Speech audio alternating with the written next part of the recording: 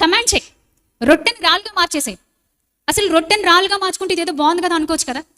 ఈ పవర్ అందరికీ ఉంటే ఏమవుతుందండి ప్రపంచం?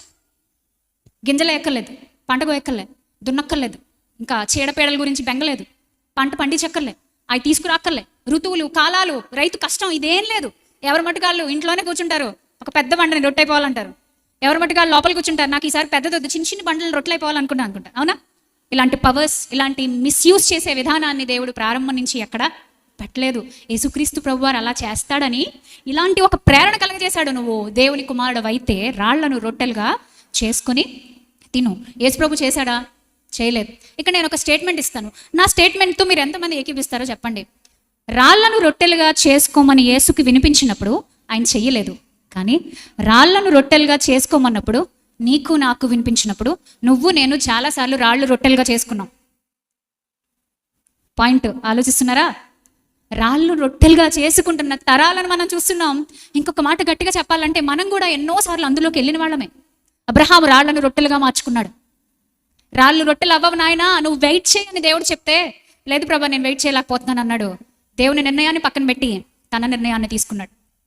రాళ్ళను రొట్టెలుగా మార్చుకుని ఇంకొక వ్యక్తిని నేను మీకు జ్ఞాపకం చేస్తాను. రాజుల గ్రంథంలో యోషియా అనే ఒక రాజు ఉన్నాడు. మళ్ళీ సార్ ఎప్పుడైనా నేను ఇక్కడ నిలబడినప్పుడు మీకు ఎక్కువగా దాన్ని వివరిస్తాను. యోషియా ది బెస్ట్ కింగ్. అందరు రాజుల గురించి ప్రారంభంలో బ్యాడ్గా మాట్లాడతాడు, కానీ యోషియా గురించి మనం చదువుకుంటున్నప్పుడు యోషియా గురించి వింటేనే మనసంత ఆనందం అయిపోద్ది. తన పితరుడైన దావీదు నడిచిన నడక చొప్పున ఆయన ఎల్లవేళలా చేశాడు, కుడికి గాని ఎడమకు గాని తొట్టిల్లలేదు అంటాడు యోషియా గురించి. అలాంటి యోషియా ఒక ప్రవక్తిని ఆఫ్టర్ ఆల్ ఆడది అనే వాళ్ళ మధ్య నిలబడి అనేక గొప్ప కార్యాలు చేసినటువంటి ఒక స్త్రీ, హగ్గయి జఫని ఆ కాలంలో నిలబడినటువంటి ఒక స్త్రీ హుల్దా ప్రవక్తి కబురు పంపించింది యోషియాకి. నైనా నువ్వు దేవుని ముందు పడ్డావు, మనసు చింపుకున్నావు, శబాష్ నువ్వు బాగుంటావు, నీ భవిష్యత్తు బాగుంటుంది, నెమ్మది కలిగి నీ వెంట్రుకలు సమాధికి వెళ్తాయని చెప్పింది. కానీ ఏంటోనండి ట్విస్ట్ ఏంటంటే దినవృత్తాంతాలు 2వ గ్రంథం 34-35 చదవండి. రాజుల 2వ గ్రంథం 22వ అధ్యాయం 23వ అధ్యాయం 24వ అధ్యాయం చదవండి. రాసుకోండి, ఇప్పుడు అంతా వివరించడానికి సమయం లేదు, అన్నయ్య ఉన్నారు మన మధ్య. బట్ ఈ రెండు కంపారిజన్ మీరు ఒకసారి చూసుకోండి. ఈ సందర్భాలను ఒకసారి చూడండి. దేవుడు నెమ్మది కలిగి వెళ్తాడు అని చెప్పేసి అన్నాడు యోషియాకి.